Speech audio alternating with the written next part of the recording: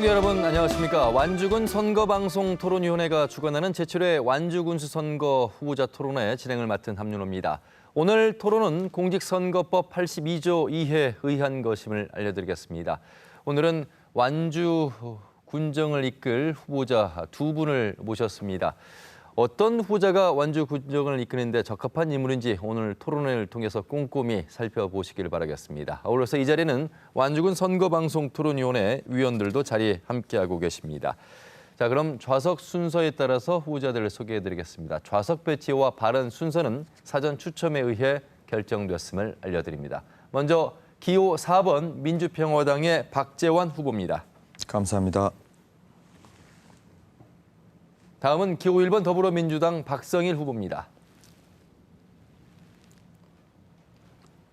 네, 토론에 앞서 토론 방식을 설명해드리겠습니다. 기조 연설을 시작으로 해서 공통질문, 개별 질문, 공약 발표, 그리고 집중 토론 형식으로 진행합니다. 집중 토론은 정책 토론과 후보자 주도권 토론으로 나눠서 진행할 텐데요. 각각의 후보자에게 10분씩을 드리도록 하겠습니다. 답변 시간은 1분 이내로 제한하겠고, 후보자들의 답변과 질문의 제한 시간은 정면에 설치된 모니터를 통해서 시각을 고지해 드리고 있습니다. 참고해 주시길 바라겠습니다. 아울러서 오늘 토론 방송은 KBS 모바일 동영상인 마이케이를 통해서 휴대폰으로 실시간 시청하실 수 있고요. 또 페이스북 KBS 뉴스 전북을 통해서도 시청하실 수 있겠습니다. 자, 그러면 좌석 순서에 따라서 기조 연설 시간 갖도록 하겠습니다. 먼저 기호 4번 민주평화당의 박재완 후보입니다.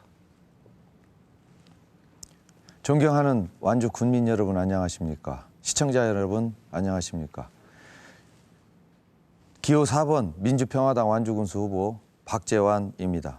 저는 선거운동을 삼례 충원탑에 꽃을 올리면서 시작을 했습니다. 그분들의 숭고한 희생으로 우리가 있기 때문입니다.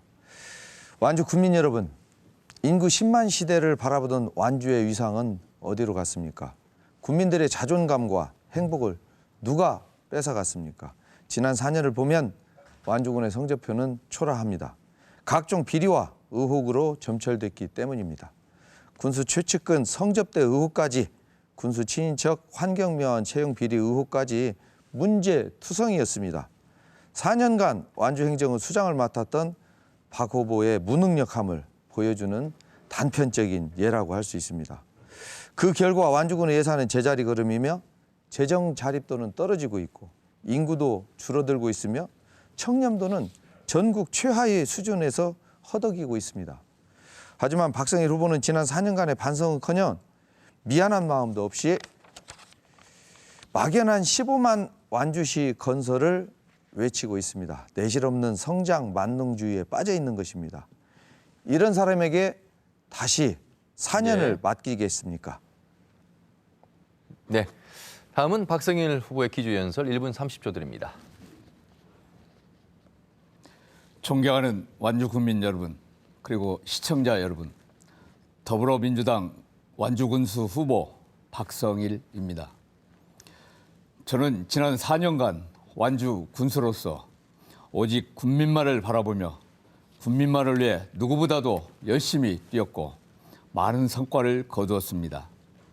시내버스 요금 단일화, 500원 택시 등을 비롯한 교통복지와 국가예산 3천억 시대 개막, 지방자치단체 생산성 지수 전국 1위, 전국 지방자치단체 평가 2년 연속 종합 2위 등 170여 회의 각종 수상과 평가를 받으며 우리 완주는 전국적으로 주목받는 자치단체로 우뚝 섰습니다.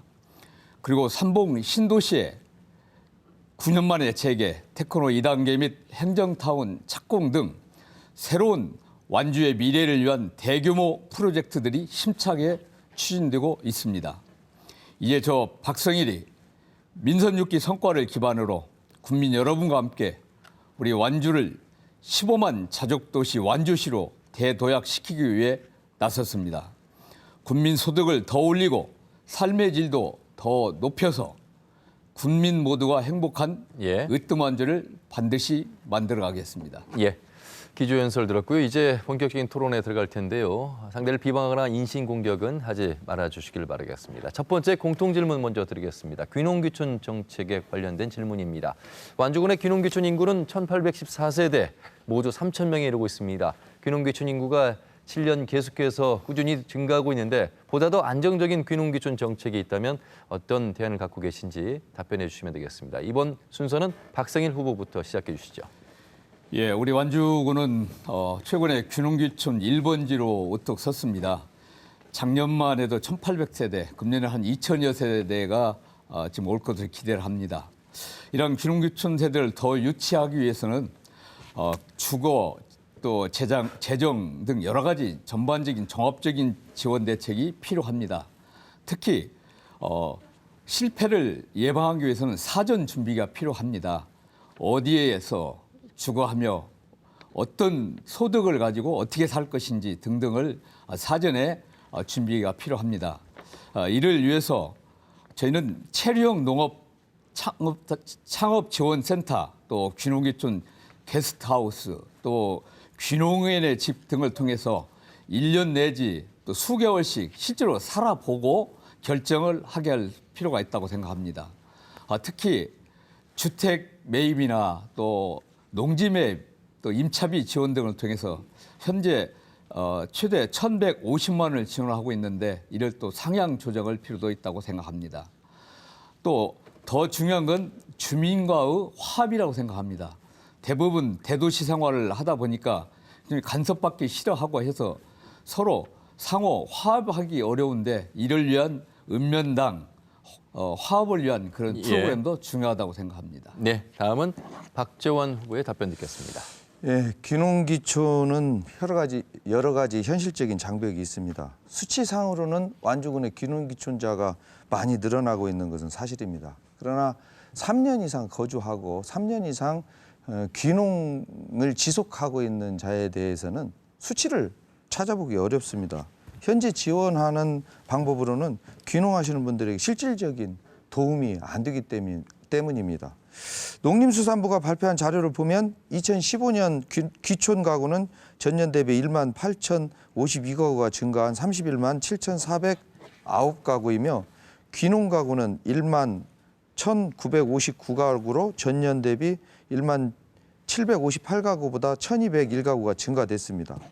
또한 귀농인의 연령별 통계를 보면 귀촌 가구는 30대가 26.2%로 가장 많고 40대, 50대, 60대 순으로 나타나고 있습니다. 귀농 가구는 50대가 40.3%로 가장 많고 그 뒤로 60대, 40대를 줄을 이루고 있습니다. 통계적으로는 귀농은 연령이 높을수록 증가하고 귀촌은 연령이 적을수록 증가한다는 것입니다. 우리가 생각하는 상식적인 관념을 떠난 것입니다. 이런 부분에 대해서 더 지속적으로 귀농귀촌에 관심을 가지고 실질적인 도움을 할 때 오래 지속 가능할 수 있는 알겠습니다. 귀농이 될 것이라고 생각을 합니다. 다음은 개별 질문 드리겠습니다. 먼저 박재원 후보에게 드리죠. 박재원 후보는 안정적인 일자리 창출을 제공함으로써 지역 경제화를 활성화시키겠다, 이 내용을 1 공약으로 내세우셨습니다. 그렇다면 구체적인 이행 방법과 재원 조달 방안은 어떻게 대안을 생각하고 계신지 답변하시기 바라겠습니다. 예, 일자리 창출은 지역의 가장 중요한 현안 문제입니다. 그래서 저도 많은 고민을 한 것이 사실입니다. 각 연령층에 맞는 맞춤형 일자리를 제공해야 합니다. 그래서 저는 고용의 질을 높이기 위해 고민하게 될 군수 직속 일자리위원회를 설치해서 관내 기업들의 애로사항을 청취하고 일자리 통합지원센터를 신설해서 새로운 일자리 창출은 물론 지역과 사회가 함께 상생할 수 있는 방안을 모색할 방침입니다. 그리고 새로운 일자리 창출을 위해 기존의 완주군에서 추진하고 있는 테크노밸리 2단계 사업의 안정화와 농공단지 활성화를 통해 새로운 기업 유치를 지속적으로 추진하겠습니다. 또한 인근 국가 특화 사업단지를 비롯해 지방산업단지를 100만 평을 추가로 조성해서 4차 산업혁명을 대비할 생각입니다. 여기에 지역 청년 일자리 인센티브 및 구직자 중심의 맞춤형 컨설팅을 지원할 계획입니다. 특히 구직을 희망하는 완주군 내 모든 청년들에게 공평한 기회를 제공해야 합니다. 행정은 누구에게 알고 있다고 해서 특정인만 혜택을 봐서는 안 된다고 생각합니다. 실질적인 일자리 제공이 완주 군민들에게, 완주군에 거주하는 자녀들에게 혜택이 돌아갈 수 있는 그런 방식으로 바뀌어야 된다고 생각을 합니다. 예. 다음은 박성일 후보에게 질문 드리겠습니다. 박성일 후보는 현재 10만 완주를 뛰어넘어서 15만 자족도시 완주시를 제1 공약으로 내세우셨는데 구체적인 이행 방법과 재원 조달 방안이 있다면 말씀하시기 바랍니다. 예, 완주의 미래 비전을 15만 완주시로 이렇게 제가 제시를 했습니다. 15만 자족도시 완주시를 구축하기 위해서는 우선 인구 15만 달성이 필요합니다. 이를 위해서는 무엇보다도 일자리를 많이 만들어야 인구가 온다고 생각합니다. 그래서 테크노 2단계, 또 중소기업, 농공단지 10만 평 등 이 산업단지를 조성을 착공했기 때문에 이걸 조기에 완성해서 기업 유치를 통해서 한 15,000여 개의 기업 일자리를 만들어내고 또 이를 받아들일 수 있는 정주 여건이 갖춰져야 합니다. 그래서 삼봉시티를 9년 만에 다시 재개를 해서 추진 중에 있고 또 산단 배후 도시, 또 미니 복합타운 등 약 12,000세대를 현재 추진 중에 있어서 이런 정주 여건을 갖춰가고 있습니다.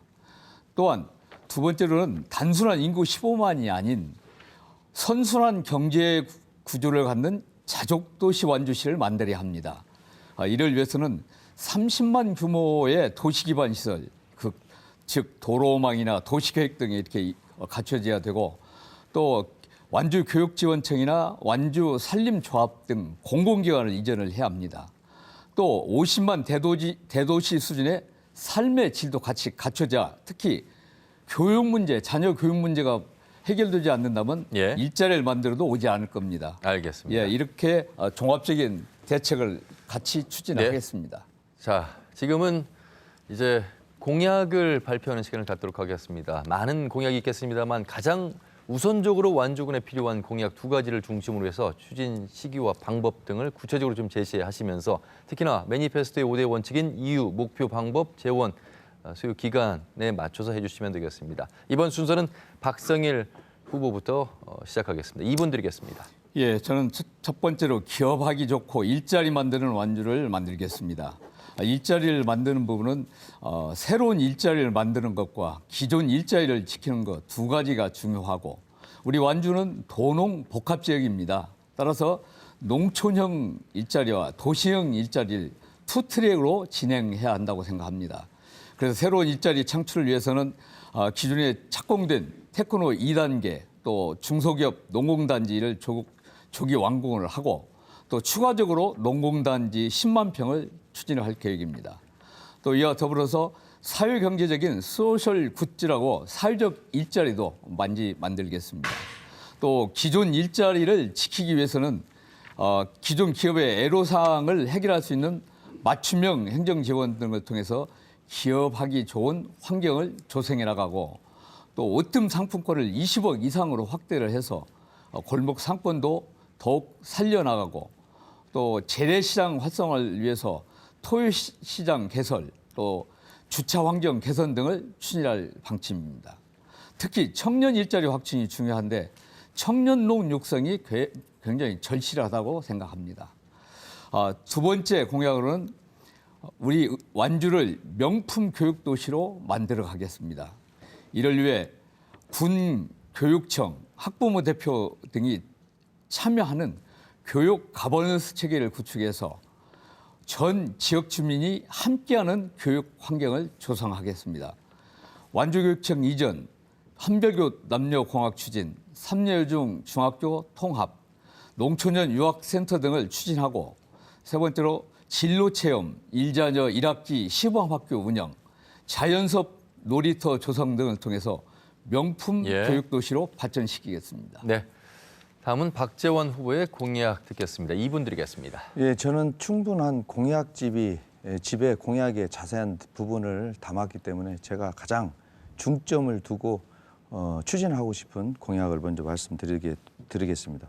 제가 이번 완주군수 후보에 나오면서 먹고 살기 좋은 완주, 어르신 살기 좋은 완주, 아이 키우기 좋은 완주, 주민 중심 소통하는 완주 등 5가지 목표를 가지고 완주 군민들에게 약속을 드렸습니다. 돈 버는 농업과 로컬푸드 농가 확대, 일자리 창출을 통해 먹고 살기 좋은 완주를 약속했습니다. 농가수당을 연 100만 원씩 지급하는 것을 시작으로 해서 임기 내에 월 20만 원, 연간 240만 원까지 단계적으로 높여 나가겠습니다. 아들의 입장에서 어르신 살기 좋은 완주를 위해 보건소를 활용한 어르신 건강 관리 및 응급 상황 대처 시스템 구축 및 위치 정보와 건강 정보가 확인되는 스마트 시계를 보급하겠습니다. 아이를 키우는 아빠로서 아이 키우기 좋은 완주를 위해 대학까지 무상 교육을 임기 내 실현하겠습니다. 가장 중요한 것은 주민과 소통하는 완주입니다. 주민 중심 민주주의 실현을 위해 예산과 제도를 만들겠습니다. 소외된 지역 없이 완주군 전체가 고루 발전할 수 있도록 균형 있는 사업을 지원하겠습니다. 이장 시절부터 전북 도의원, 군의원을 거쳐 도의원까지 왕성한 활동을 했습니다. 박재환의 원동력은 주민들의 목소리였습니다. 절대 허투루 듣지 않겠습니다. 이번 선거를 통해 완주를 다시 뛰게 만들 원동력을 박재환과 완주 국민들께서 함께 해주시면 감사하겠습니다. 감사합니다. 자, 이제 중요한 순서입니다. 후보자 정책 토론 순서인데요. 앞에서 다른 시장군수 선거 토론의 경험을 바탕으로 미리 말씀을 드리면 주도권을 가진 후보자가 일방적으로 말씀을 하시는 것에 국한하지 마시고 상대 후보에게 질문과 충분한 답변을 할 수 있는 기회를 제공함으로써 유권자분들에게 알 권리를 좀 드렸으면 좋겠습니다. 10분의 주도권을 드릴 텐데 첫 번째 정책 토론은 정책 중심으로 질문을 해주시면 되겠습니다. 먼저 주도권 박재환 후보부터 시작하겠습니다. 예, 박성일 후보님 15만 도시 인프라 구축에 필요한 여러 가지 공약을 내셨어요. 그럼 15만 도시의 인프라 구축에 따른 연도를 15만 완주를 몇 년도까지 제시를 하셨나요? 예, 저는 제가 작년에 제시할 때는 2025년을 이렇게 제시를 했습니다. 그럼 2025년이면은 재선 임기로는 어렵고 3선의 마지막 해로 딱 정하셨더라고요. 그러면 3선을 염두에 두고 이 공약을 발표하시는 겁니까? 제가 공약이라는 것은 15만 완주시를 제 임기 내에 완성시키겠다는 보다 15만 완주시를 지향해서 기반을 깔아나가겠다 이렇게 이해를 해주셨으면 합니다. 그러니까 3선에 대한 문제를 전혀 고려하지 않고 있다. 그러면 이번에 꼭 이번만은 뽑아주시기 바랍니다. 이게 이번 완주 박성일 후보님의 내용이었어요. 그거하고는 좀 거리가 있다 이 말씀이신가요? 아니, 지금 제가 완주시를 15만 완주시를 만들겠다고 하는 공약 관련과 제 3선하고 여기 무슨 연관이 있어서 그걸 질문하십니까? 아니죠. 조금 전에 말씀하셨다시피 공약은 후보가 실현할 수 있는 그런 내용이 공약이어야 됩니다. 그런데 지금 후보님께서는 말씀하시기를 이 내용은 공약이 아니라 앞으로 향후에 완주 발전을 이끌어 갈 수 있는 기반을 구축하겠다는 얘기지 내 임기 내에 실현할 수 있다는 얘기는 아니다. 이 말씀이신가요? 제가 여기 공약집에 분명히 내세웠습니다. 15만 자족도시 기반을 구축하는 완주라고 했습니다. 그러니까 임기에는 할 기반을 수 없다. 구축한다고 했지 15만을 제 임기 내에 달성하겠다는 의미가 아닙니다. 그러면은 임기 내에 기반을 달성한 조성하겠다. 기반을 조성하겠다. 예. 물론 그건 할 수도 있고 못 할 수도 있다. 그 내용과도 맞을 수 있겠네요. 아니죠. 15만은 제 임기 내에 인구 15만은 불가능합니다. 그 인구 15만 비전을 달성할 수 있는 기반을 만들겠다는 그런 공약 내용입니다. 네. 그러면 국민들이 그 내용을 오해할 수 있습니다. 예를 들어서 2030년에 인구 20만 완주 자족도시를 만들 비전을 제시하겠다. 그때 상황에 따라서 바꿔간다는 얘기거든요. 그런 것은 좀 문제가 있다. 공약은 후보가 실질적으로 자기 임기 내에 실현 가능할 수 있는 내용을 해야 된다. 이게 제 소신이라는 것을 말씀드리고요. 예. 두 두 번째, 그러면 인프라 구축에 뭐가 필요하고 예산 조달 방안은 무엇입니까?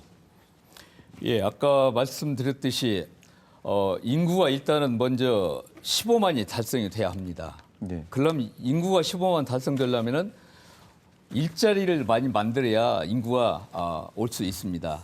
그래서 저는 소득이 보장되는 일자리를 만들기 위해서는 제가 지금 착공한 후보님, 예. 제가 말씀드린 것은 인프라 구축을 해야 되는데 그 인프라 구축에 대한 구체적인 내용과 거기에 대한 예산 조달 방법을 물은 겁니다. 아니, 제가 지금 그 가장 기본적인 인프라가 인구 일자리를 만드는 부분이 가장 그 인프라를 구축하는 겁니다. 그 인프라가 뭐냐면은 테크노 2단계하고 농공단지 또 하나의 농공단지를 만들어서 그 양질의 일자리를 많이 만들어야 실제로 인구가 올라면은 먹고 살 기반이 만들어야 되지 않습니까? 그러려면 기반을 먹고 살 기반을 만드는 게 가장 인프라 구축에 가장 필요하다고 생각합니다. 그 인프라 구축은 사실 지금 전임 군수가 미리 계획해서 만들어 놓은 겁니다.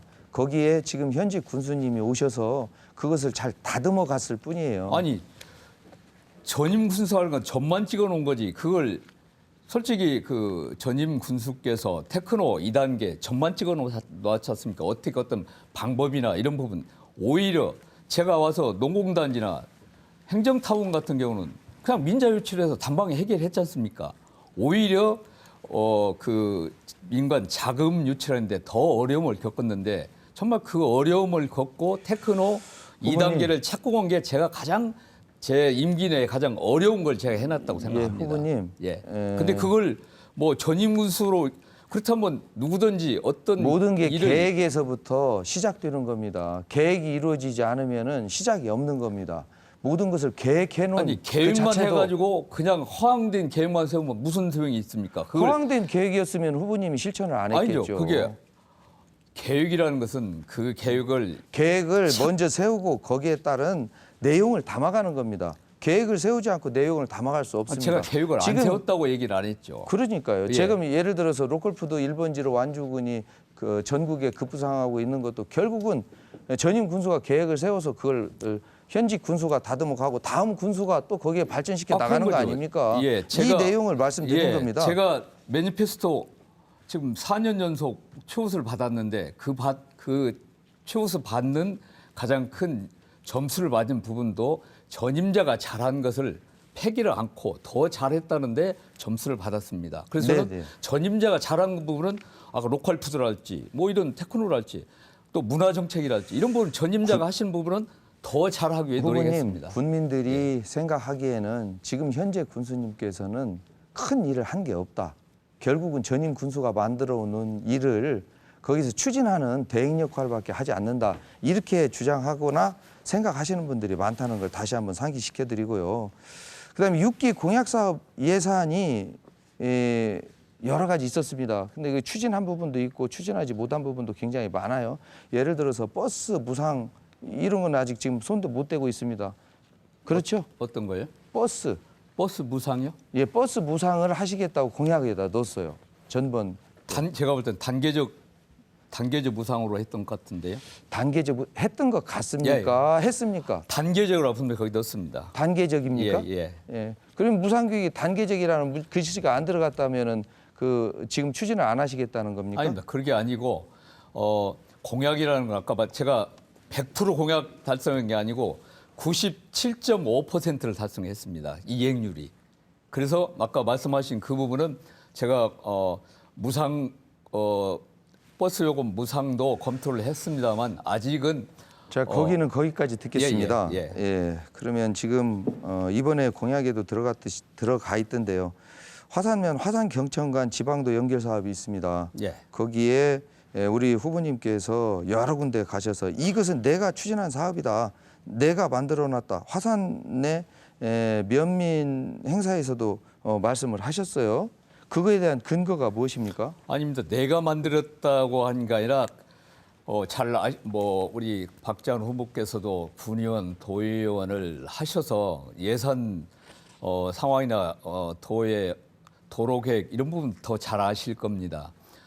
계획에 일단은 잡혀야 되고 그 계획 잡힌 중에 예산이 한계가 있기 때문에 그 우선순위를 올려놓는 것이 더 중요합니다. 그분은 뭐 우리 박 후보님도 인정을 하시겠죠.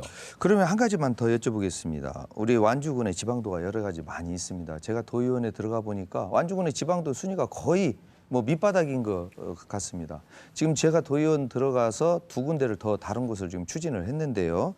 그러면은 이 순위를 고향이기 때문에 화산 경천만 올려놓은 겁니까? 완주군 전체를 좀 행정부지사 시절에 올려놨으면 더 좋았을 거라는 아쉬움이 든다는 말씀 드리고요. 행정부지사를 2012년 9월 3일부터 13년 11월 28일까지 근무를 하셨더라고요. 근데 지금 이 화산 경천은 14년 7월 3위에서 13위에서 3위로 올라가서 고시가 된 겁니다. 내용을 정확히 파악해 보셨는가 모르겠고요. 아니, 그건 또 하나 지금 제 주도권 예, 시간입니다. 그래서 예산은 군수 혼자만이 하는 것이 아닙니다. 도의원, 군의원, 국회의원, 공무원들까지 전체적으로 폭넓게 예산 확보에 노력을 하는 겁니다. 군수 혼자만 잘한다고 해서 할 수 있는 일은 아닙니다. 그런데 우리 후보님께서는 모든 것을 좋은 것은 군수가, 좋은 것은 조금 나쁜 쪽은 도의원이나 이런 부분은 축소하거나 나쁘게 예산의 확보에 대한 얘기를 많이 하고 있습니다. 이건 진정한 지방자치장의 자세가 아니라고 생각을 합니다. 예산은 저는 제가 군수가 되면 어떤 부분에서라도 예산을 확보하는 부분이라면 가서 무릎 꿇고라도 예산 확보에 총력을 기울이겠다는 말씀드리고 군수, 도의원, 군의원, 국회의원 예산을 확보하는 데는 여야가 따로 없습니다. 모든 부분 합심해서 총력을 기울이겠다는 것을 이 자리에서 말씀드리겠습니다. 네. 자, 이제는 박성일 후보에게 정책 토론과 관련해서 주도권 10분 드리겠습니다. 시작하시죠. 예, 아까 우리 박지원 후보께서 공약은 임기 내에 꼭 실현해야 할 공약을 한다고 이렇게 말씀을 하셨습니다. 그런데 어제도 말씀드렸습니다만 우리 박 후보님 공약을 보면은 굉장히 뭐 정말 대선 공약이 아닌가 착각할 정도로 이렇게 거창한 공약들이 많은데 몇 가지만 짚어보겠습니다.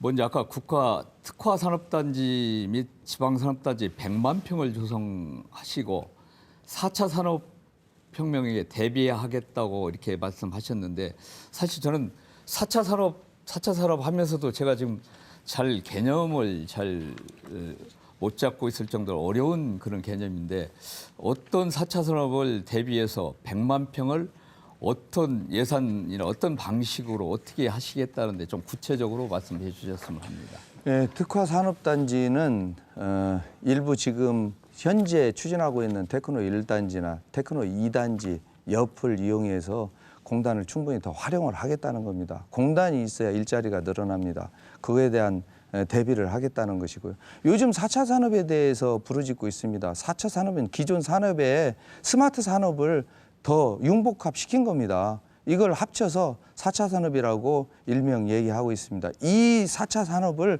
완주 공단에다가 끌어오겠다 이 말씀을 드리는 겁니다. 좀 구체적으로 그러면 100만 평을 제가 지금 추진하고 있는 테크노 2단계 말고 100만 평을 따로 하겠다는 그런 말씀이죠. 그렇습니다. 그러면 그 어떤 예산은 얼마 정도 소요될 거 어떤 방식으로 추진하겠다는 말씀이십니까? 지금 현재 후보님께서도 공단이나 여러 가지 사업을 SPC 사업으로 실시하고 있습니다. 그에 대한 처음 군수 재임하는 이후에 그 확보 방안을 마련해서 나가는 겁니다. 지금 완주 산단이나 조성도 마찬가지입니다. 예산 확보는 국가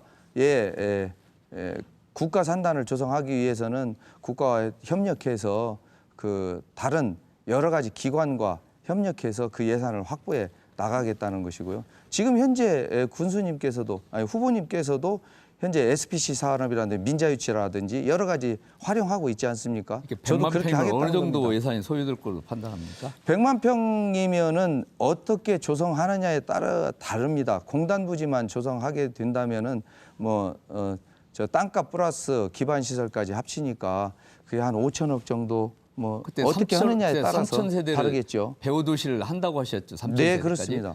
예, 그렇다면은 최소 5천억 이상이 소요가 된다고 이렇게 판단이 되고요. 네, 네. 그런데 아까 저보고 15만 도시를 말씀하셨는데 이 공단 100만 평을 하려면은 거기 계획을 세우고 또 타당성 계획 또 중앙정부와 협의 절차만도 상당히 걸릴 것 같은데 임기 내에 이게 가능하다고 생각하십니까? 임기 내에 적극적으로 추진을 하겠습니다. 행정가 스타일과 정치가 스타일은 다릅니다. 어제도 토론회에서 말씀드렸지만 행정가 스타일은 한쪽을 정해놓고 말씀하시기 때문에 그렇습니다. 안 되는 것으로 생각하면 안 되는 이유가 100가지도 넘습니다. 되는 쪽으로 생각하면 되는 이유가 100가지도 넘는 것입니다. 예. 물론 행정에 제가 행정에 제 주도입니다. 자, 예. 어제 정치가는 무슨 하늘의 별이라도 따올 듯이 이렇게 말씀을 하시는데 무슨 더 잘 아시지 않습니까? 뭐 의원도 다 하셨고 이 테크노라 이 거대한 100만 평이면 벌써 농지 전환 계획하고 거기서 용역 기간 또 거기서 환경 기간 이 물리적으로 해도 4년 동안에 이 계획 세워서 착공해서 이 공사해서 이 완공이라는 것은 4년 동안 물리적으로 불가능한데 이걸 정치인이라고 무슨 하늘에서 별을 따올 수 있습니까? 절차 밟을 부분은 절차를 밟아가야 하는 거지 않습니까? 어떻게 이걸 그냥 정치인이라고 다 모든 걸 할 수 있습니까? 어제도 말씀드렸다시피 어제 대학 등록금은 지금 대통령이 추진하고 있는 거나 마찬가지입니다. 어떻게 대통령이 추진하고 있습니까? 지금 세 자녀 이상은 대학 등록금을 무상으로 올해부터 지급하고 일부죠, 있습니다. 일부. 어떻게 일부입니까? 자, 세 자녀 이상은. 어제 대학 말 나왔으니까 그 부분도 짚겠습니다. 네, 네, 말씀하세요. 오늘 또 오다 보니까 1% 군 예산 1%면 대학까지 무상 교육이 가능하다 이렇게 말씀하셨고 예비 후보 그 공보문에도 이렇게 나왔습니다. 그렇다면 어제 고교 무상은 만약에 교육감들이 그 이행을 안 하면 대학까지 무상 교육이 실현이 안 되지 않습니까? 어제 분명히 그 부분은 말씀드렸습니다.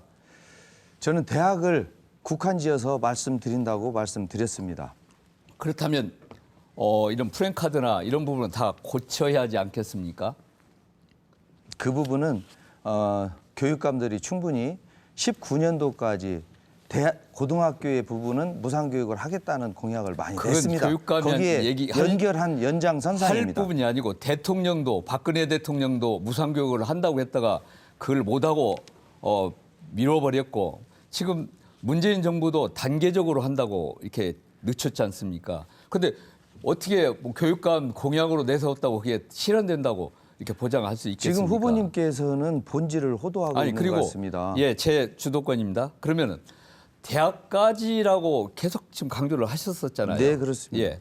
그럼 아까 이 테크노도 그러면 4년 임기 내에 완공까지 이를 얘기를 지금 하셨지 않습니까? 완공까지 그게 가능하다고 생각하십니까? 물론 완공까지 가능하지 않을 수가 있습니다. 후보님께서도 조금 전에 말씀드렸다시피 여러 가지 행정적인 절차가 있을 수가 있죠. 그러나 시작을 하겠다는 겁니다. 그러면 그렇게 말씀을 그렇게 하셔야지 예.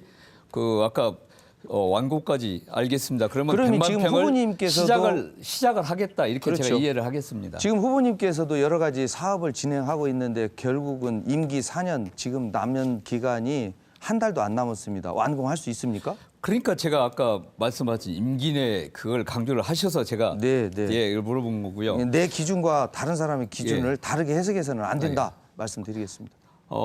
농가 수당을 100만 원씩 주고 나중에 240만 원까지 준다고 했는데 그러면 마지막 연도 그러니까 농가 수를 몇 명으로 잡고 그 예산은 얼마 정도로 이렇게 예상을 합니까? 그 이전에 제가 한 가지만 여쭤봐도 예. 되겠습니까?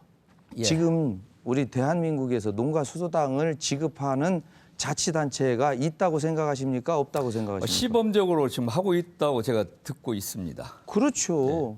다른 시군에서도 하고 있는 것을 아니, 우리 제가 완주군에서는 왜 못한다는 아니, 얘기입니까? 제가 못한다는 얘기가 아니라 예산이 얼마나 되냐고 제가 물어봤지 않습니까? 예산은 지금 우리 농가가 직불제를 지급하는 농가 기준으로 본다면 7,800에서 7,900 정도 농가가 되고 있습니다. 그럼 100만 원을 지급하게 되면 그 농가가 그러면 800에서 900. 7,800에서 900 농가를 대상으로 해서 예. 그럼 8,000 직불제 농가 농가가 지금 지급하고 있는 농가가 그 정도 된다는 것을 후보님께서는 모른다는 얘기십니까? 아닙니다. 그러면? 직불제 중에 농가하고 직불제를 꼭 지불하는 그 대상만 농가는 아니지 않습니까? 네네. 그러면 더 늘어날 수도 있는 거잖아요. 네. 그게 일단 뭐 그냥 뭐 말씀하신 대로 농가의 기준은 300평 그렇죠. 300평 이상의 농지를 소유하고 있는 자, 농가를 농가로 그러면 기준으로 8,000 하고 있습니다. 농가라고 볼 때- 그러면 직불제 농가도 똑같습니다. 8,000 농가라고 기본을 행정가를 더 잘 아시지 않겠어요? 원래 지금 통계로 보면은 네. 11,000 농가부터 시작해서 저희가 한번 9,000 농가로 나올 때도 있고 아까 말씀하신 이분은 8,000 농가도 나올 수 있어서 나는 후보님이 어떤 기준을 가지고 하셨는가를 제가 알고 싶어서 자, 질문을 직불제 거죠. 농가도 3,700만 원의 농해소득 이상의 소득이 있는 농가는 아니 제가 제외되고 있습니다. 직불금 갖고 물어본 거 아닙니다. 자 그러면 그게 100만 원씩 240만 원을 할 때는 얼마 정도 예산이 191억의 예산이 소요됩니다. 191억. 네, 그렇습니다. 이후에 그럼 농업 예산을 매년 100억씩 증가한다고 했지 않습니까? 네, 그렇습니다. 그러면 4년 후에는 400억이네요. 마지막 네, 연도는 그렇습니다. 400억.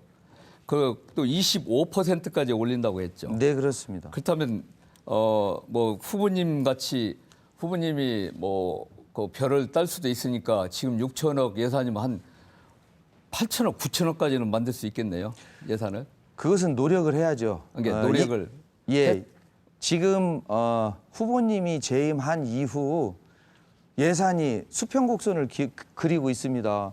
내가 이게 못하기 때문에 다른 사람도 못할 내가 거라는 못 한다고 생각은 얘기 않고 다릅니다. 25%라고 나면 한 8천억 정도 뭐 우리 박정원 후보님이 하시면 8천억 정도로 충분히 할 수 있고 뭐 하실 자신감이 그럴 있다고 생각합니다. 목표로 노력하고 있습니다. 노력할 계획입니다. 그렇게 될 경우는 벌써 저 4분의 1이라고 한다면은 네. 2천억까지 올라가야 하는데 아까 여기까지. 농업예산, 수당 이런 부분 듣도록 하겠습니다. 알겠습니다. 뒤에 또 주도권 토론 10분씩이 또 남아 있습니다. 그때 시간을 잘 활용하시면 되겠고요. 공통질문 다시 한번 드리겠습니다. 6.13 지방선거를 앞두고 다시 전주 전주 통합 논의가 거론되고 있습니다. 1992년에 전주시 의회에서 첫 이야기가 시작됐고 2013년에 주민투표를 통해서 무산이 된 바 있습니다. 전주 완주 중요한 관심사인데 완주 전주 통합 어떻게 생각하시는지 답변하시면 되겠습니다. 박성일 후보부터 답변하시기 바랍니다. 예, 전주 완주 통합은 통합이 무산된 지는 5년뿐이 흐르지 않았습니다. 그래서 제가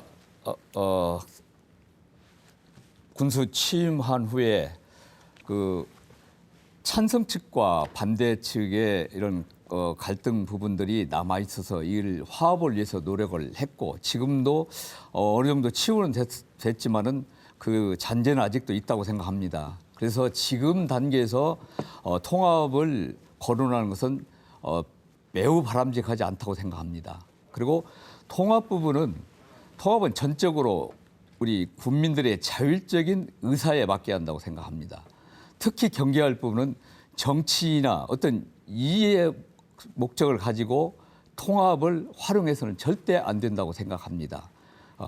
그렇지만 통합과 별개로 또 전주와 완주는 전주를 둘러싸고 있기 때문에 전주하고 상호 발전을 위한 상호 상생 발전은 같이 더 노력해 가야 한다고 생각합니다.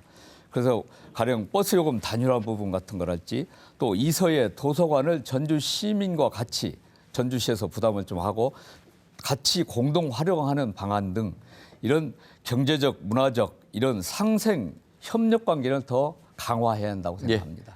다음은 박지원 후보의 답변 듣겠습니다. 먼저 통합에 대한 정치적 논리를 반대합니다. 선거철만 되면 전주시장 등 타 지역 후보가 통합을 거론하는데 완주는 이 문제로 주민들 간의 갈등이 증폭이 됐고 아직도 상처가 아물지 않고 있습니다. 이 문제를 다시 거론하는 것 자체가 완주 국민들에게는 큰 상처를 주는 것입니다. 특히 기존에 통합을 했던 지역 주민들의 불만 섞인 목소리를 들어보면 괜히 통합했다, 이런 얘기를 많이 들을 수 있습니다. 실제로 통합했던 지역의 작은 지역에서는 원상태로 돌려주기를 소원하는 지방자치단체들도 많이 있는 것으로 알고 있습니다. 2016년 기준으로 해서 전라남도는 22개, 인구는 189만 정도 됩니다. 전북은 14개 시군에 185만, 전남과 약 4만 명 정도밖에 차이가 나지 않습니다. 근데 예산은 전체를 따져보면 약 3조 5천억 정도가 전남이 많습니다. 결론적으로 지방자치단체의 수의 논리로 예산이 분배되기 때문에 전주 완주 통합을 해도 전라북도 지방자치단체가 줄기 때문에 전체적인 전라북도의 예산 하락을 초래할 수 있는 것입니다. 전라북도도 지방자치단체 수를 늘려야 된다고 생각합니다. 예를 들면 새만금시를 만드는 것이 가장 좋은 예일 것입니다. 하겠습니다. 다음은 공통질문 세 번째 시간입니다. 로컬푸드의 안전성에 관련된 질문인데 2012년에 처음 개장한 완주의 로컬푸드 판매량이 증가하면서 소비자들로부터 각광을 받고 있고 현재 완주 로컬푸드 매장은 14개가 되고 있습니다.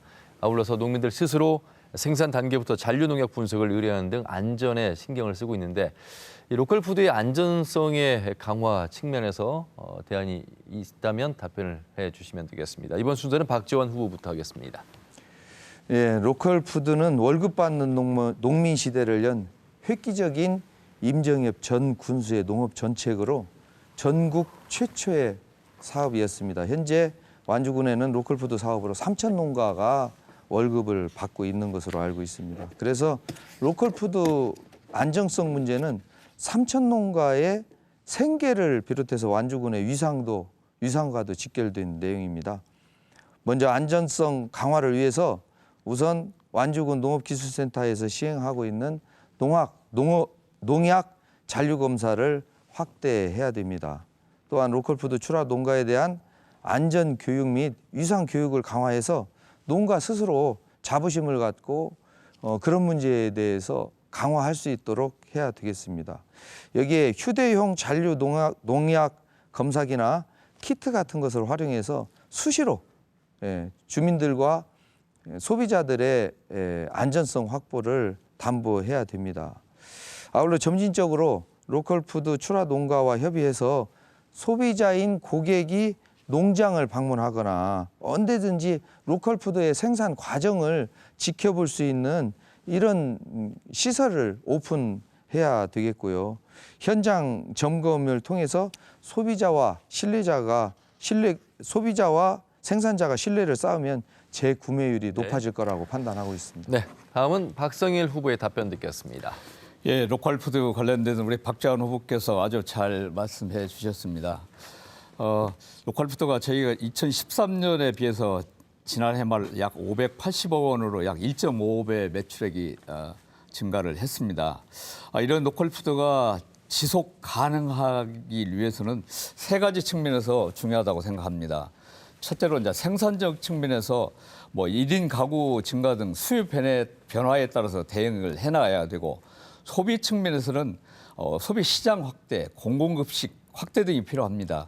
저희가 전국 최초로 서울에 강동구에 진출했기 때문에 이런 소비 시장을 더 확대를 해야 할 필요가 있고 가장 중요한 건 역시 아까 박지원 후보께서 말씀하신 안전성, 신뢰 문제라고 생각합니다. 그래서 이 안전성을 아무리 강조해도 지나침이 없다고 생각합니다. 그래서 제가 2016년도에 와서 잔류농약 검사를 240종에서 320종으로 늘렸습니다. 이걸 더 늘려나갈 것 같고 아까 우리 주민들의 안전교육 강화도 저도 동감입니다. 그리고 유통 단계만이 아닌 생산 단계에서 검사도 추진을 해 나가야 한다고 생각합니다. 그래서 이런 안전성 강화를 위해서 저희가 지금 안전성 관리 센터를 기술센터 내에 지금 추진 중에 있습니다. 예. 자, 이렇게 해서 공통 질문까지 들어봤습니다. 지금 여러분께서는 완주군 선거방송토론위원회가 주관하는 완주군수 선거 후보자 토론회를 시청하고 계십니다.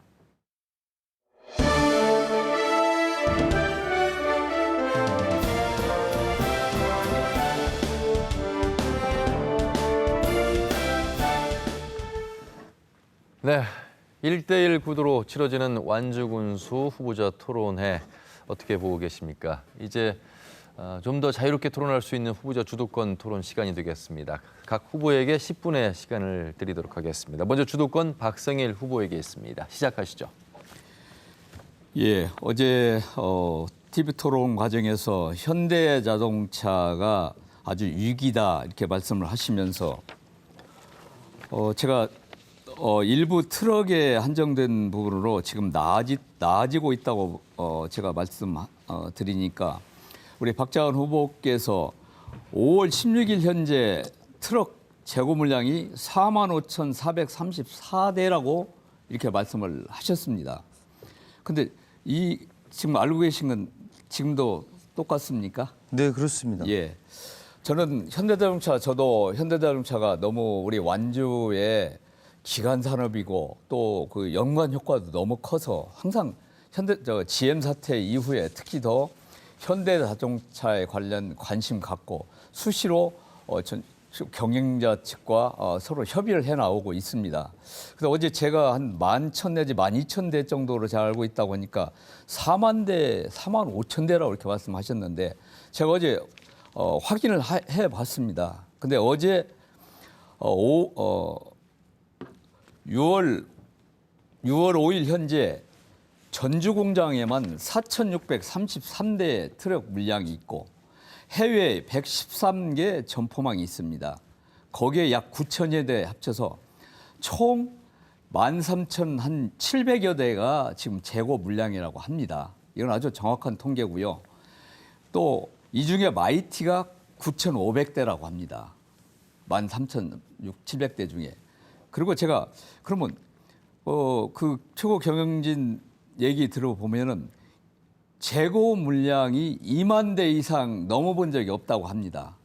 지금 마이티 부분만 뭐 버스 부분은 아시는 대로 몇 개월이 좀 밀려 있고 마이티 부분만 중동 지역의 유가 하락으로 인해서 많은 대형 프로젝트들이 취소가 되니까 공사 물량이 적어져서 이 차질이 빚어져서 마이티 부분만 재고 물량이 쌓였다가 요새는 유가가 상승 조짐도 있고 해서 다시 좀 호전되고 있다고 합니다. 근데 어제 뭐 우리 박 후보님께서는 아주 자신 있게 4만 5천 대라고 이렇게 말씀하셨는데 이건 잘못 파악한 거 아닙니까? 어제 제가 파악한 것은 충분히 맞는 자료입니다. 어제 후보님께서도 말씀하셨다시피 후보님이 말씀하신 부분은 마이티 한 품목, 한 종류만 가지고 말씀하셨다고 분명히 말씀하셨습니다. 제가 그렇게 알고 그렇게 말씀하시니까 그러면 그 부분도 예. 잘못 이해하고 계셨다 그 얘기인가요? 저는 마이티로만 제가 알고 있었습니다. 그러면 그것도 잘못 알고 계셨다. 그건 제가 잘못 알고 있다고 인정을 하고 그러면 4만 5천 대는 어디서 나온 수치입니까?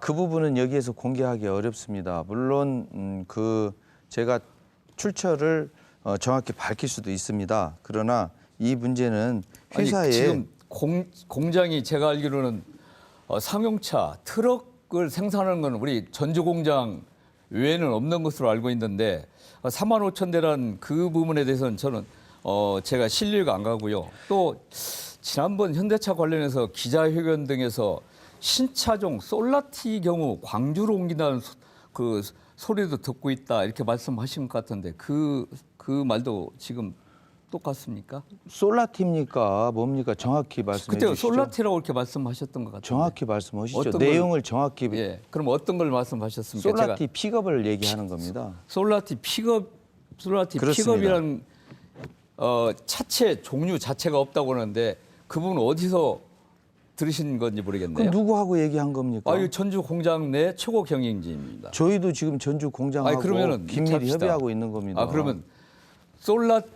솔라티 픽업이라고 한다면 트럭 아닙니까? 그렇습니다. 그게 어떻게 트럭 생산 라인이 광주 없는데 그 라인이 그쪽으로 관리가 없고요. 솔라티 픽업이라는 그 차종 자체가 없다고 합니다. 계획된 것도 없고. 그래서 이 부분에 대해서는 지금 저 후보님께서는 솔라티라는 품종을 알고 계십니까? 솔라티 버스도 있고요. 어떤 겁니까? 예, 그러니까 저는 아니, 후보님 솔라티라는 제가 얘기를 버스가. 말씀드리고 싶은 부분은 정확히 현대자동차의 위기라고 자꾸 위기 조장을 하고 있는데 이 현대 측 경영진도 전에도 그렇고 지금도 확인한 바는 이게 정상적으로 지금 호전되고 있는 이런 상황인데 이걸 물론 관심 갖고 걱정해 주는 건 좋은데 이걸 위기로 이렇게 몰아가는 것은 결코 현대차 자체도 도움이 안 된다. 그 부분은 분명히 유감을 표시했다는 걸 말씀드리고 아까 정확하지도 않은 뭐 4,500대나 아까 저 솔라티 픽업이나 이런 부분들도 아직 확인이 안 된 그런 부분 가지고 말씀하시는 부분들은 조금 과하다고 이렇게 생각합니다. 그 부분에 대해서 말씀드리면 이게 노와 사가 미리 지금 다 협의가 끝난 내용입니다. 정확한 내용을 알고 얘기하시면 좋겠고요. 지금 후보님께서 말씀하신 내용은 사측의 내용만 듣고 여기에서 말씀하시는 내용입니다. 노사 다 들어보고 내용을 정확히 판단해 보셨으면 좋겠다는 얘기입니다. 대신 그러면 박지원 후보님도 그러면 사측 얘기도 같이 확인해서 나중에 한번 같이 이 부분에 대해서는 더 깊이 있는 논의를 했으면 합니다. 좋습니다. 예, 앞으로 현대자동차에 어차피, 관한 예. 위기에 대한 내용에 대해서 별도의 토론회를 제안을 드리겠습니다. 예. 받아들이시겠습니까? 별도 토론회는 뭐 어떤 형식을 감안하지 않고 아니, 공개 토론회를 제안합니다. 어차피 현대에 대해서 똑같이 걱정을 하고 현대가 잘 되기를 바라고 충분한 내용을 파악하지 못하시고 이런 내용을 얘기하기 때문에 그러는 아니, 겁니다. 충분히 그건 지금 노와 사의 얘기를 그럼 들어본 박지원 다음에 후보님도 공개적으로 왜 현대를 지금 도움을 주어서 희생을 시켜야 되느냐 이거에 대한 내용을 다시 공개 토론회로 TV에서 했으면 좋겠다. 거기에 제가 제안을 드린다. 이 내용을 말씀드리는 겁니다. 받아주시겠습니까? 아니 토론회라면 뭐 제가 이 TV 이 시간을 넘기고 이 시간만 넘어가면은 지금 다 아니죠. 끝나는 게 아닙니다. 현대자동차라는 건 지금 현대자동차에서 관심 갖고 걱정하는 건 좋은데 이걸 그 현대는 뭐 거대한 우리나라의 가장 대표적인 기업입니다. 이 부분을 단순하게 어떻게 보면 일부 정보만을 가지고 이걸 확대 재생산해서 위기로 몰고 가면 잘 나가던 회사도 오히려 위기로 빠질 수 있지 않겠습니까? 현대자동차의 전환 배치가 400명에서 600명 이루어지고 있다는 것은 후보님께서도 알고 계시죠? 예. 시간당 12대에서 8대로 축소해서 생산이 이루어진다는 것도 알고 계시죠? 예. 그게 위기입니다. 3분의 1 이상 생산 대수를 줄이는데 그러니까, 그게 위기가 아니면 어떻겠습니까? 그러니까 예를 들어서 대처 현대자동차 직원들이 방안이 6천만 원에서 7천만 원의 아니, 연봉을 받다가 4천만 원, 5천만 원 받으면 정말 어려워지는 겁니다. 근데 그러니까, 현대자동차뿐만이 아니고 1차, 2차, 3차 하청업체들이 2, 3천만 원의 월급을 받게 되는 겁니다. 생활이 어렵습니다. 지금 현대도 중요하지만 1차, 2차, 3차에 하도급 업체들이 하청업체들이 더 문제인 겁니다. 이걸 총체적으로 지금 한번 나서봐야 된다는 그러니까 것이고요. 지금 그 대처 방안으로서 북한의 지금 핵 위기로 제가 제 토론 제가 말씀드리는 건 정확히 통계나 이런 건 정확히 아시고 대처 방안을 그냥 말로 떠든다고 대처 방안이 아니지 않습니까? 그러니까 대처 방안을 제가 네. 내놨지 않습니까? 후보님께서는 한 번도 그 대처 방안에 대해서 논의한 적이 그럼 없는데 대처 방안은 그러면 북한에 실어보낸 그런 방안입니까? 그렇습니다. 지금 북한의 긴장 완화를 위해서 핵 폐기에 대한 수순을 받고 있습니다. 그러면 경제적인 지원이 필수적입니다. 이때 북한의 SOC 사업을 확충하기 위해서라도 우리 현대자동차의 트럭을 보내자는 겁니다. 원조 물자로. 뭐가 문제가 되는 겁니까? 아니 제가 문제 된다고는 안 했습니다. 그건 네. 아주 미시적인 대책이라는 그런 얘기죠. 미시적인 대책이 예. 아닙니다. 예, 제가 분명히 트럭을 보내는 것보다도 더 많은 예산을 북한에 줘야 할 겁니다. 예. 그걸 미리 우리가 다 알고 있지 않습니까? 그런 차원에서 지원 물품에 예, 제가 원조 다음- 물품에 다음 트럭을 제가- 포함해달라고 정부가 요구해야 된다는 겁니다. 예, 그것도 하나 큰 좋은 방안일 수 있다고 생각합니다. 그렇죠. 그런 예. 방안을 내주셔야 되는데 예. 그런 방안을 내는 거에 대해서 딴지를 거는 식으로 이것은 안 된다는 식으로 해서는 아니죠. 안 안 되는 된다고 것이고요. 내가 얘기한 적이 현대자동차의 없습니다. 근로자와 하청업체의 근로자들을 저는 무시하는 위기감을 겁니다. 정확한 통계나 이런 부분에 근거해서 말씀을 하시는 게 좋다. 정확한 이런 통계가 생각입니다. 있으니까 다음 자, TV 토론회에 같이 응해줄 수 있느냐고 물어보는 겁니다. 그것을 참여하시지 않으시려고 그러면서 통계에 대해서 정확치 않다고 계속 얘기하는 것은 그런 문제가 있습니다. 현대자동차 문제를 지금 객들이 옆에서 그 정확한 통계도 뭐 노측 사측 해서 알고 있는 그런 부분 가지고 무슨 토론회 갖고 거기서 무슨 얘기가 나오겠습니까? 지금 그거에 대해서 의문점을 제시하기 때문에 그렇습니다. 제가 어제 후보님들께서. 5만 대라고 적어도 얘기를 해서 예, 그 우리 통계에 대한 여기- 수치를 네. 제가 잠시만요. 이제 주도권 시간이 다 말씀드린 소요가 됐습니다. 겁니다. 오늘 토론회는 완주군 선거방수 토론위원회가 주관한 법정 토론회입니다.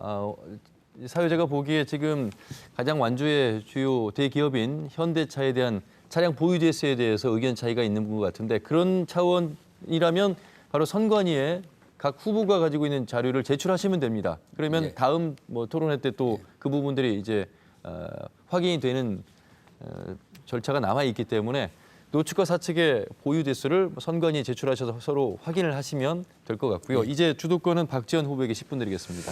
예, 오늘 토론회 이후에 토론회 일정은 없습니다. 그래서 여기에서 이 위기를 모면하려고 하는 박성일 후보의 아니, 선관위에 생각인 것 제출하셔서 같습니다. 선관위에서 확인해 주시면 되는 겁니다. 예, 그러면 확인을 해주셔서 이게 누구의 말이 잘못되어 있는지 그거에 대한 예. 것은 분명히 좀 말씀을 해주시기 바랍니다. 저도 원합니다. 저도 예. 원합니다. 그러면 그것을 자료로 제출을 하도록 하겠습니다.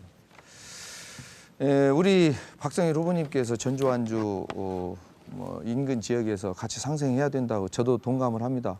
전주 완주는 같이 살아갈 수밖에 없는 여러 가지 현실적인 상황에 처해 있습니다.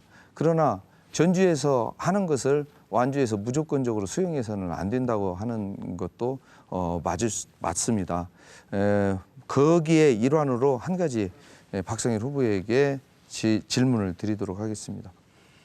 박성일 후보님께서는 전주대대 이전 문제에 대해서 잘 알고 계시죠? 예. 그때 주민들과 같이 힘을 합쳐서 그걸 막아내는데 일조를 하셨어요. 예.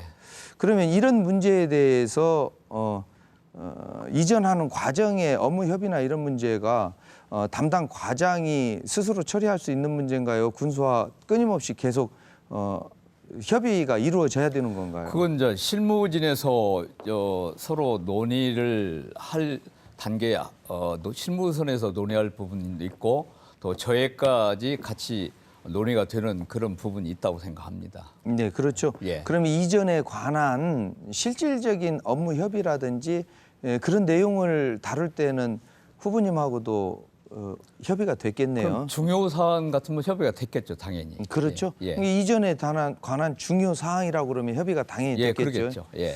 그러면 한 가지 여쭤보겠습니다. 이 서류는 전주시에서 완주군으로 보낸 서류입니다. 당시 부군수가 봉동읍장에게 보내서 마을 주민들에게 수건사업 해결에 관한 내용을 얘기한 사항이고요. 거기에 군의원, 도의원도 설명을 한 내용입니다. 거기 내용을 보면 마지막 전주시 계획에 협의 안에 전주시 계획에 당초 협의 내용 반영하여 주민 수건 사업비 10억 지원 이렇게 써 있습니다. 당초 전주시와 완주군은 협의가 끝났고 거기에 주민 수건 사업비 10억을 지원할 예정이다. 이걸 나타내고 있는 겁니다. 이 서류를 부군수가 봉동읍장에 줘서 지역 주민들에게 협의할 수 있도록 했습니다. 이거에 대한 내용이 후보가 알고 있었는가요? 모르고 있었는가요? 전혀 저는 전주시 대대 부분뿐만 아니라 모든 어떤 사안도 저는 정확하게 주민들에게 정보나 자료는 공개돼야 한다고 생각합니다.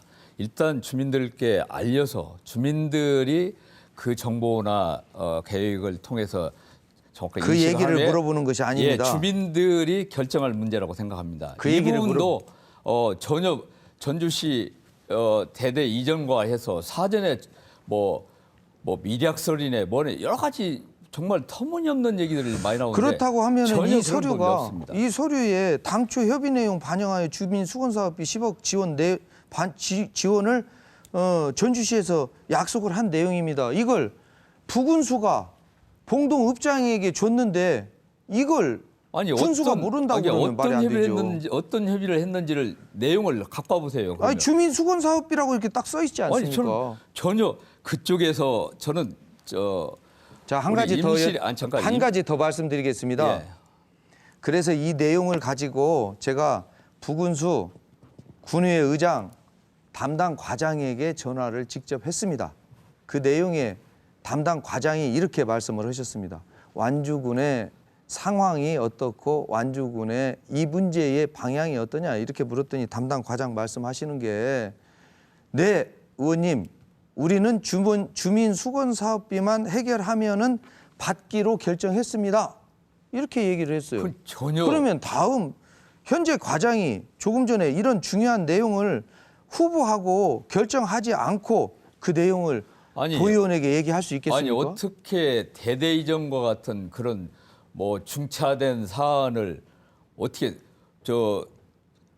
사업비 뭐 몇 푼을 익혔나 그건 말도 안 되지 않습니까? 그렇죠. 말도 안 되는 예. 내용을 했다는 의혹이 있기 아니 때문에 이 의혹이 말씀을 있으면 그 협의를 말씀드리는 했으면 겁니다. 전주시에서 어떤 협의를 실제로 협의를 했는지 예. 어떤지 구체적인 사항들을 이게 지금 얘기하고 전주시에서 보내준 공문입니다. 이 아니, 그럼 공문을 그쪽- 가지고 완주군 부군수가 아니. 봉동읍장에게 주민들의 수건 사업비를 설명한 자료예요. 아니 그 실무적으로 무슨 얘기를 했는지 어쩌는지 이런 부분 어떻게 협의를 했다면 협의를 어떤 협의를 했는지 우리 구체적인 내용도 후보님께서 없이 말꼬리를 아니, 잡고 다른 방향으로 내용도 이끌어 없이 가려고 그렇게 그러는 말씀하시는 겁니다. 건 완전 내용이 전주시에서 보낸 공문이 내용인 겁니다. 공문이 있음에도 불구하고 이 내용을 다른 방법으로 호도하면 안 아니. 됩니다. 주민들이 반대하기 때문에 주민들의 입장에서 어쩔 수 없이 반대의 표를 의식해서 나중에는 반대로 돌아섰다. 이런 얘기가 전혀 사실이 아닙니다. 주민들의 얘기가 많이 전혀 사실이 일어나고 아닙니다. 있는 그런 것이 말씀하시면 사실이고요. 그건 완전 이게 허위 사실 유포입니다. 이 내용이 전주시에서 보낸 내용이라는 것을 다시 한번 말씀드리고 이 서류를 담당 부군수가 봉동읍장에게 준 내용이라는 것을 다시 한번 말씀드리고 그 부군수가 지금도 완주군에 무슨 자리 뭐 농정 뭔 단장으로 자리하고 있지 않습니까? 그분에게 가서 확인을 해보면 알 거라고 아니 생각을 이걸 합니다. 단순히 그 짐작해서 자꾸 그렇게 말씀하시면 이건 정말 짐작이 아닙니다. 이 거의- 공문을 아니 협의라서 구체적인 내용도 없이 그렇게 주장하시면 이건 분명히 허위 사실 유포로 법적인 책임 지시합니다. 이 자료를 담당 그 부군수가 봉동읍장에게 주지 않았다는 겁니까? 아니죠. 그 자체를 서는 게 아니라 무슨 사전에 무슨 어떤 내용을 협의했는지 그러니까 자체도 의혹을 얘기를 밝혀줘라 하고 그 얘기입니다. 이 아니, 전혀- 주민들이 전혀 협의한 거 없습니다. 그러면 여기에 당초 협의 내용 반영하여 주민 수건 사업비 10억 지원 이렇게 써있는 것은 전주시에서 완주군을 무시하거나 그냥 잘못 기재된 내용이다. 어떤 이거는 내용인지는 아닙니까? 전혀 제가 모르는 내용입니다. 그걸 자꾸 저와 연결시켜서 그렇게 말씀하시면 안 됩니다. 예. 부군수가 이 내용을 봉동읍장에게 전해준 서류입니다. 그 내용을 저에게도 전해준 것이고요. 저는 분명히 이 내용을 봤을 때 전주시장하고도 이렇게 이런 중요한 내용을 군수가 모르고 있을 수가 없다. 아니죠. 물론 당연히 알고 있어야 되겠죠. 이런 의혹을 주민들에게 시원하게 이 자리에 빌어서 밝혀주시라는 얘기를 제가 말씀드리는 겁니다. 분명히 말씀드립니다. 전주시장과 해서 1차 안, 2차 안이 있었지 않습니까? 일단 저는 두 개 다 주민께 공개를 해서 주민 의견을 수렴해서 하겠다고 그 자체가 방향이고 협의입니다. 그건 분명히 아까 군수는 사전에 제 시간입니다. 제 시간입니다. 아니, 저보고 밝혀달라고 했잖아요. 아니 그러니까 제 시간입니다. 전혀 협의된 내용이 없다 이렇게 말씀드립니다. 예, 제 시간입니다.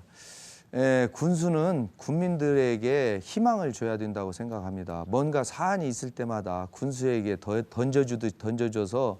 국민들에게 주듯 던져줘서 이 내용을 군민들 간의 갈등을 조장하고 찬성할 것이냐 반대할 것이냐를 물어서 반대가 많으면 반대쪽으로, 찬성이 많으면 찬성 쪽으로 하겠다는 논리입니다.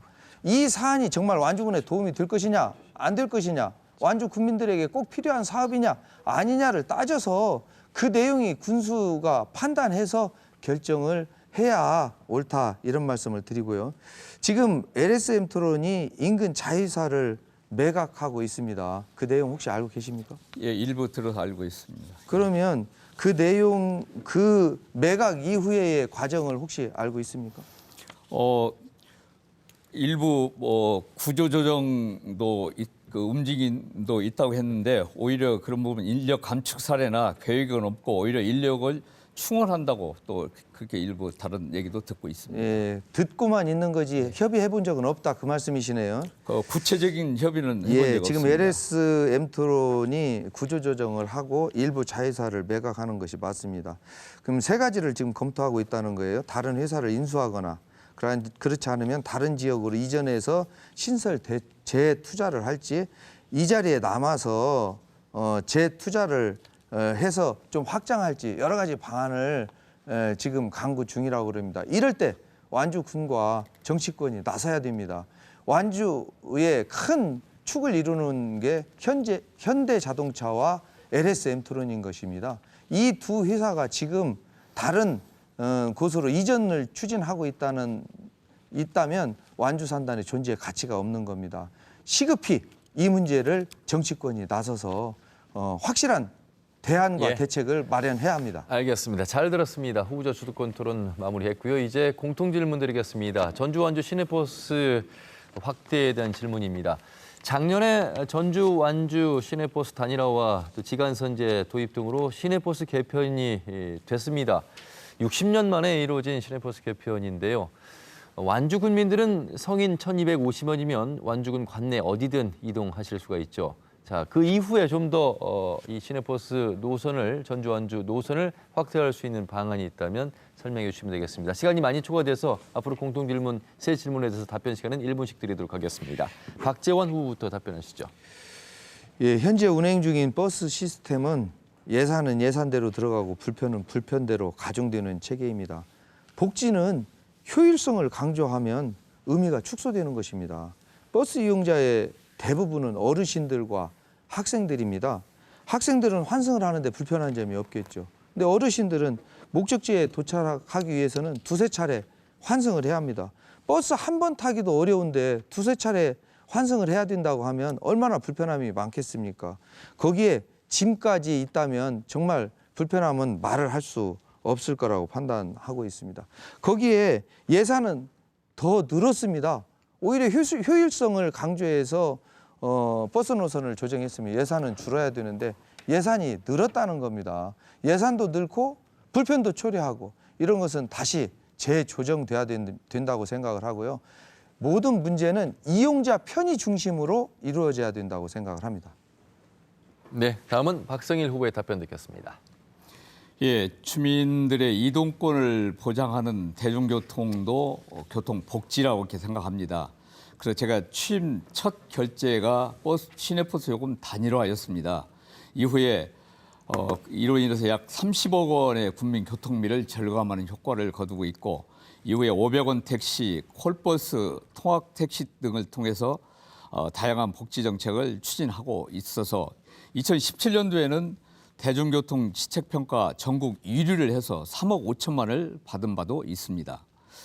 이 중에 시내버스는 이 중에 서민의 발이기 때문에 가장 중요하다고 생각합니다. 그리고 특히 우리 완주가 삼봉 신도시, 또 테크노 배우도시, 행정타운, 혁신도시 등 교통 환경이 매우 빠르게 지금 변화를 하고 있습니다. 그래서 이에 대응 체계를 갖춰야 한다고 생각합니다.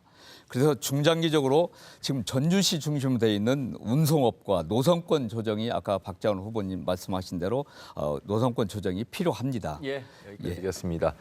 공통질문 5번째 질문 드리겠습니다. 두 후보들 사이에서 자주 거론된 테크노밸리, 그리고 삼봉 신도시, 또 용진의 복합 행정타운과 종합 스포츠타운.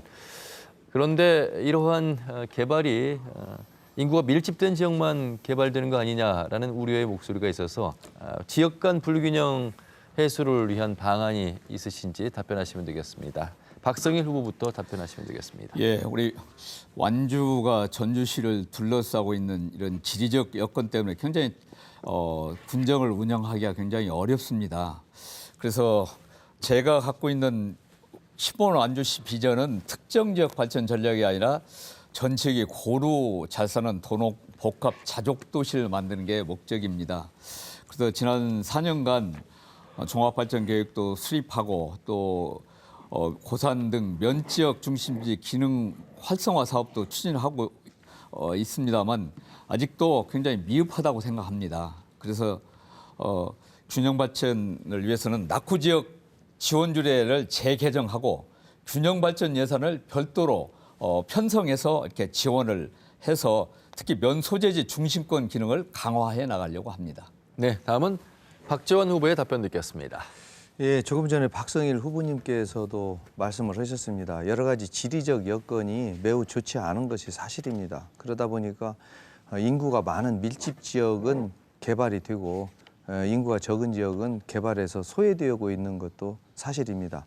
완주군이 투트랙 전략을 가지고 나가야 된다고 생각합니다. 인구가 많은 지역을 개발해서 완주군에 견인할 수 있는 견인 동력으로 사용하고요. 인구가 적은 지역은 전원주택단지라든지 여러 가지 배후도시로서 지원할 수 있는 지원시설 용지로 활용을 해야 된다고 생각을 합니다. 배후도시로서 지원할 수 있는 여러 가지 필요한 내용이 있는데요. 전원주택단지를 조성한다 그러면 완주군에서 전원주택에 필요한 기반 시설을 한다든지 읍면별 차별화 전략을 해서 지원을 해야 된다고 생각을 합니다. 네. 다음 공통질문 6번째 출산 및 보육 지원에 관련된 질문입니다. 많은 지방자치단체가 출산율을 높이기 위해서 출산 장려금, 보조금을 지급하고 있습니다. 그런데 이 금전적인 지원은 해결책이 되지 못한다라는 의견들이 많습니다. 출산율을 높이기 위한 방안 그리고 보육 지원을 위한 방안들이 있다면 말씀해 주시기 바라겠습니다. 박재원 후보부터 답변하시면 되겠습니다. 예, 출산율을 높이는 데 있어 출산 장려금으로는 한계가 있습니다. 모든 선진국에서 사례를 보듯이 출산율을 높이기 위해서는 교육비와 육아 문제를 같이 다뤄야 된다고 생각을 합니다. 출산율을 높이기 위해서 지금까지 정부에서 174조 원의 예산을 투자하고 있습니다. 지금까지 많은 예산을 투자했지만 결국은 출산율은 늘어나지 않고 있습니다. 지금 현재 올해에 1.00 이하로 떨어진다는 게 통계적으로도 나와 있습니다. 육아 문제와 교육비 문제를 지원 문제를 지금 현재 다뤄야 됩니다. 정부에서 실시하고 있는 3자녀 이상의 대학 등록금에서부터 시작해서 완주군에서 추진하겠다고 시작하는 교육비 대학까지 등록금 지원과 육아 문제는 정부에서 정책적인 배려를 가지고 아이 낳으면 편안하게 기를 수 있는 환경을 만들어줘야 된다고 생각을 합니다. 네, 박성일 후보의 답변 듣겠습니다. 예, 저도 저출산 문제를 해결하기 위해서는 종합적인 접근이 필요하다고 생각합니다. 우리 완주도 출산 1.5로 비교적 양호한 편이나 우리도 좀 줄어들고 있어서 걱정입니다. 그래서 종합적인 접근이 필요한데 먼저 소득 보장이 돼야 합니다. 그래야 결혼할 수 있기 때문에 일자리를 많이 만들어야 되고 두 번째는 청년이나 신혼부부들이 살 수 있는 임대주택 등 저비용 주택 공급도 필요하다고 봅니다. 또 세 번째는 임신과 출산 지원입니다.